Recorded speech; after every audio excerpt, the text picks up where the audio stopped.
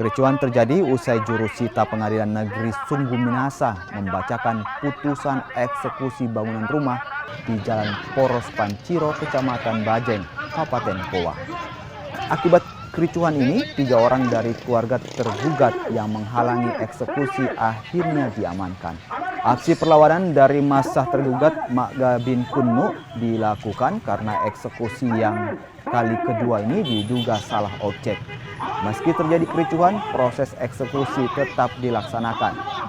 Sengketa lahan seluas 7 area antara Magga bin Kunnu dan Darwis Deng Paraung bin Sampara berlangsung sejak tahun 2010 lalu. Eksekusi pertama dilakukan pada tahun 2013, namun hingga kini pihak tergugat masih menguasai lahan. Itu kan ada logika. Tidak masuknya kalau orang meninggal bangkit, tanda tangan akta hibah tidak masuknya akal. Nah, terus yang ketiga, akta hibah itu tidak ada persetujuan dari luar yang lain. Jadi saya sudah melakukan upaya hukum, berapa kali saya menyurat ke pengadilan, tetap masih melakukan seperti ini.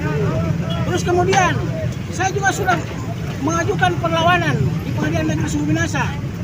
Kemarin saya sudah daftarkan, tapi tetap dilaksanakan. Kedua, yang keempat, saya juga sudah melakukan gugatan pembatalan akta hibah di Pengadilan Negeri Sungguh Minasa. Ini belum terproses.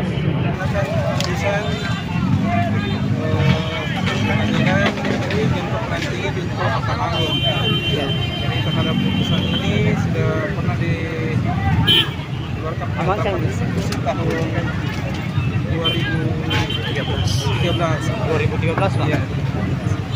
Dan ini kelanjutan dari eksekusi karena pada saat